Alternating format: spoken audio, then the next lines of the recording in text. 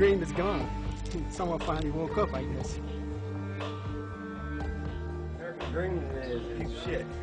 The American dream is if you believe whatever Mr. George Bush says, he's full of crap. There's no more dream, you know. You're afraid to dream now. Try to work a minimum wage job, paying your gas, your mortgage, food, you can't do it.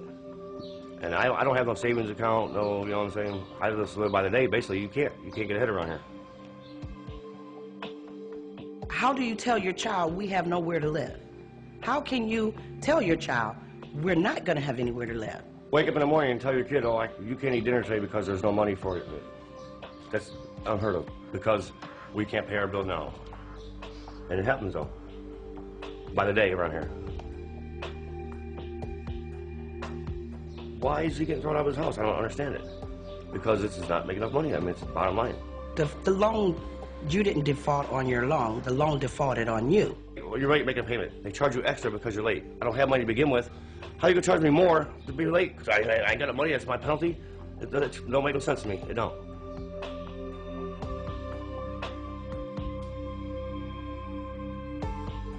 There is no communities anymore. It's basically everybody for himself around here. I don't know. Just no community? No.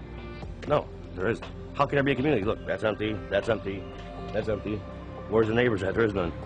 I mean, you got two on the corner, one on this corner there. You skip two houses, the next three houses are vacant across the street, and you have some down the street. So it's been very badly hit, the area. Today, the rate of change is increasing, and our ability to predict has decreased.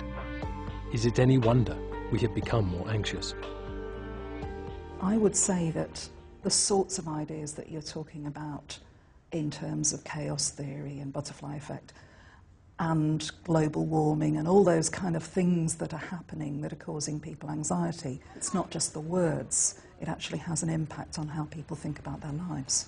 It has an effect on what people look for in life and on how they kind of frame their thoughts and ideas about themselves and what they can control and what they can't control. What worries me is that this is really quite a nihilistic kind of vocabulary. It's a kind of a... It doesn't give people a sense that there is something that they can do.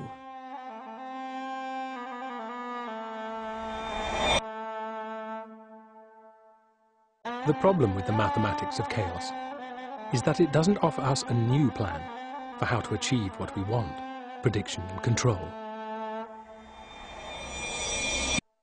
It takes away what we want to believe, denies us the old icons of salvation, of freedom through growth, and gives us nothing comforting in return.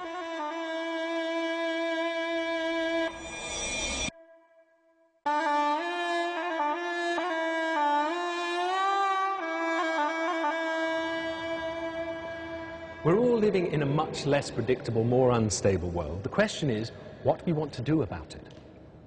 On the one hand, the economists insist that because we can't regulate and control the economy the way we used to think we could, our only salvation lies in obeying the market and going for growth.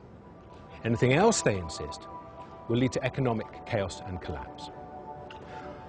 On the other hand, the environmentalists say that it is precisely this unbridled economic growth which will push the world's natural systems to their own chaos and collapse, from which there will be no coming back.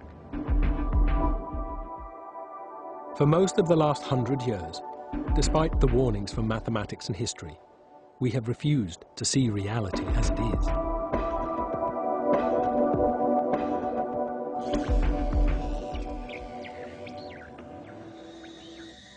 This is a picture generated by the mathematics of that reality. It is called a Lyapunov map. It shows not the orderly and predictable reality we always wanted, but an unstable and chaotic one. It is a distant descendant of Lyapunov's original work. The map shows regions of stability and others of chaos in a system. Between them are the points where the system can abruptly tip from one to the other.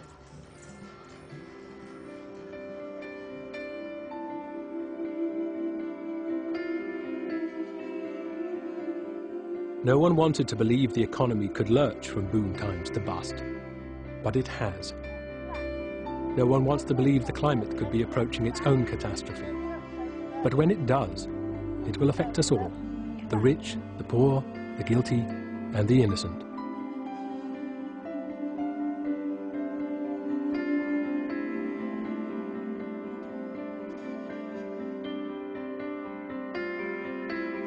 You know, in the climate system, there's this idea that there might be a tipping point associated with a certain warming, pushing yourself up this hill with warming, where the Greenland ice sheet would melt. And we know on the other side, in the long term, we've got a 7-metre sea level rise to deal with. In other tipping points, for example, the possibility that the Amazon rainforest could be badly affected by climate change, that could happen quite quickly, associated with fires and things like that.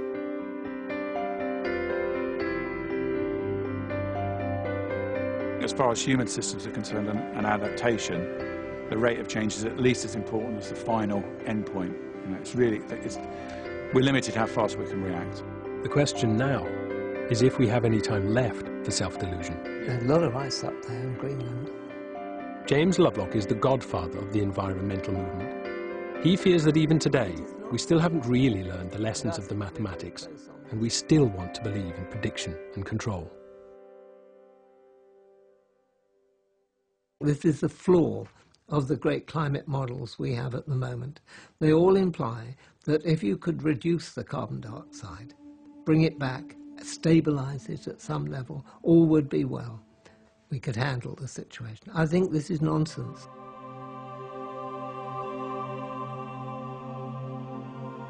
I think once the system has started to slide, there's no going back.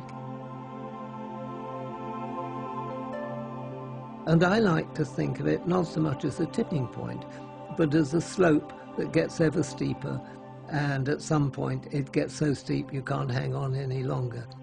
That's what you would see instead of a tipping point, yes. It sounds worse. Well, it is bad. It's very bad. And the tipping point all implies that, well, maybe you could tip it back. The slope implies you can't. It's gone too far.